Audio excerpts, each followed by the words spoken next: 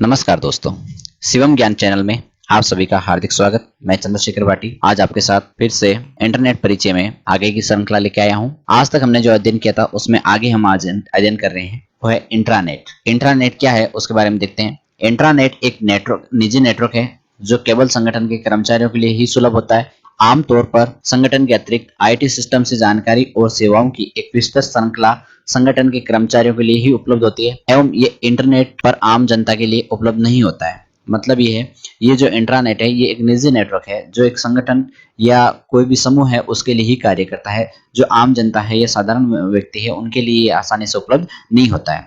अब इंटरनेट और इंट्रानेट में अंतर क्या है वो देखते हैं अपन दोस्तों।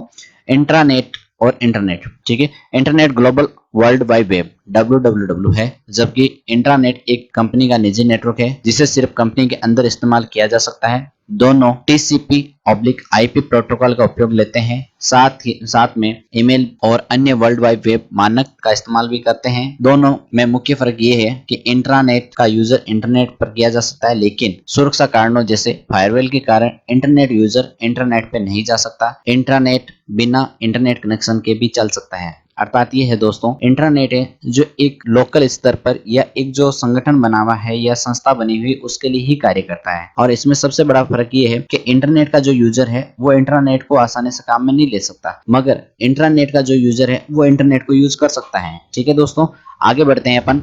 आगे इसमें जो जानकारी दी गई है उसके अनुसार अपन आज देख रहे हैं एक वेबसाइट खोलना। वेबसाइट ओपन कैसे कर सकते हैं उसके बारे में देखते हैं। तो वेबसाइट के अंदर देखिए, सबसे पहले वर्ल्ड वाइड वेब, इसका पूरा नाम वर्ल्ड वाइड वेब, इसको शॉर्ट में WWW बोलते हैं। वर्ल्ड वाइड वेब एक ओपन सोर्स इंफॉर्मेशन स्पेस है जहां डॉक्यूमेंट एवं बाकी वेब रिसोर्स को अपने URL द्वारा पहचाना जा सकता है।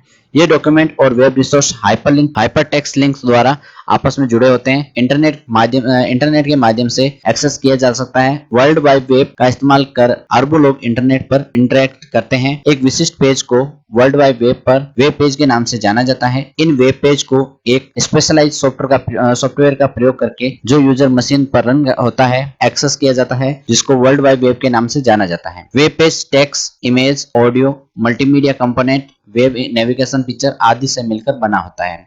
मतलब ये है, सबसे पहले अपने को WWW का पूरा नाम याद होना चाहिए। इसके अलावा इसकी जो अवधारणा है वो टेम्स बर्नर्स-ली ने दी थी, जिसके बाद में पूरे विश्व के अंदर इंटरनेट का जो जाल है वो फैला है। इससे पहले इंटरनेट की कल्पना की जा सकती थी मगर उसको सुचारू रूप से लागू नहीं किया जा सकता था, मगर जैसे ही टेम्स बर्नर्स-ली ने WWW की अवधारणा दी, इसके बारे में बताया, उसके बाद में सब लोगों के पास इंटरनेट सुलभ रूप से उपलब्ध होने लगा। अब अपन आगे बात कर रहे हैं, वो बात कर रहे हैं वेबसाइट की। वेबसाइट क्या होती है उसके बारे में देखिए। एक वेबसाइट वर्ल्ड वाइड वेब फाइलों का एक संबंधित संग्रह होता है, जिसके साथ एक पेज भी होता है जिसे होम पेज कहते हैं। एक होम पेज वेब पेज होता है जो किसी भी वेबसाइट को एक्सेस करने के लिए सबसे पहले खुलता है। प्राय कोई भी कंपनी या एक व्यक्ति किसी भी वेबसाइट होती है वो अपनी वेबसाइट के होम पेज का पता देता है, क्योंकि होम पेज के द्वारा आप अपनी वेबसाइट को नेविगेट कर सकते हैं और किसी भी पेज पर पहुंच सकते हैं। मतलब ये है दोस्तों कि वेबसाइट के अंदर सबसे इंपॉर्टेंट चीज होती है वो होम पेज होता है। होम पेज के अंदर पूरी जानकारी रहती है, जिसके माध्यम से अपन उस व्यक्ति के बारे में या उस वेबसाइट के बारे में पूरी जानकारी ले सकते हैं तथा उससे संबंधित अपन जो भी सूचना लेना चाहते हैं, उससे संबंधित जो भी नेविगेशन करना चाहते हैं, वो सारी चीजें अपने को वहां पे मिल जाती है। ठीक है दोस्तों, आगे बढ़ते हैं। एक वेबसाइट को एक कंप्यूटर सिस्टम पर होस्ट किया जाता है जिसे वेब सर्वर कहते हैं। इसे HTTP सर्वर भी कहा जाता है। वेबसाइट दो श्रेणियों में विभाजित की जा सकती है। अब दो श्रेणियां कौन कौन सी है दोस्तों वो देखिए। पहली है स्टैटिक्स वेबसाइट और दूसरी है डायनेमिक।